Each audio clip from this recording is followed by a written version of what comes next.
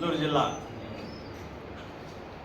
SP గారు Krishnakanth sir ఆదేశాల మేరకు కావలి పట్టణంలో 18వ తేదీ సాయంత్రం 7 గంటల టైంలో మేము గుడంగుంట జగనన్న కాలనీలో మొత్తం టోటల్గా ఇళ్ళన్నీ కూడా తనిఖీ చేశాము.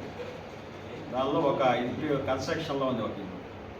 ఆ ఇంట్లో మాకు దాదాపు 3 కేజీల 965 గ్రాముల గంజాయి ప్యాకెట్లు దొరికాయి. ఆ గంజాయి ప్యాకెట్లు తెచ్చి సీజ్ చేసి కేసు కట్టాము.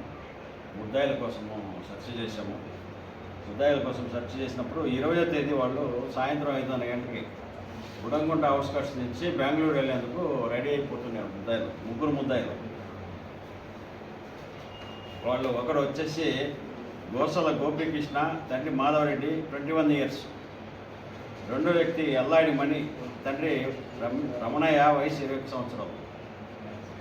మూడో వ్యక్తి సుధర్తి అన్వేష్, తండ్రి మాలకొండయ్య, వయసు 20 సంవత్సరాలు. వీళ్ళు మొదట ఇద్దరు కూడా గుడంగుంట గ్రామానికి చెందినవారు. గోసల గోపీకృష్ణ, అల్లాడి మణి. సుధర్తి అన్వేషణ అతను ముసునూరు గ్రామానికి చెందినవాడు. వీళ్ళు ముగ్గురు కలిసి ఈ మాదక ద్రవ్యాల వ్యాపారం చేస్తున్నట్టు ఇంట్రాగేషన్లో తేలింది. వీళ్ళు పాడేరు ఏజెన్సీ ప్రాంతంకి వెళ్ళి అక్కడ గంజాయి పెద్ద ప్యాకెట్స్ కొని తెచ్చుకొని ఇక్కడ చిన్న ప్యాకెట్స్గా చేసి అమ్మి వచ్చిన ఆదాయంలో జల్సాలు చేస్తూ చిన్న వయసులో జల్సాలు చేస్తున్నట్టు మాకు ఈ ఇన్వెస్టిగేషన్లో తేలింది. ఈ విషయంగా ఈ ముగ్గురిని కూడా అరెస్ట్ చేసి మేము ఈరోజు రిమాండ్కు పంపించడం జరుగుతుంది.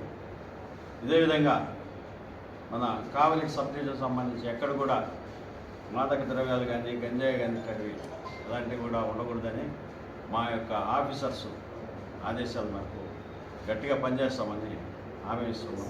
కావలి పోలీస్ డిఎస్పీ శ్రీధర్ కావలి ప్రోగ్రామ్స్ పెడతాం. స్టార్ట్ చేస్తాం.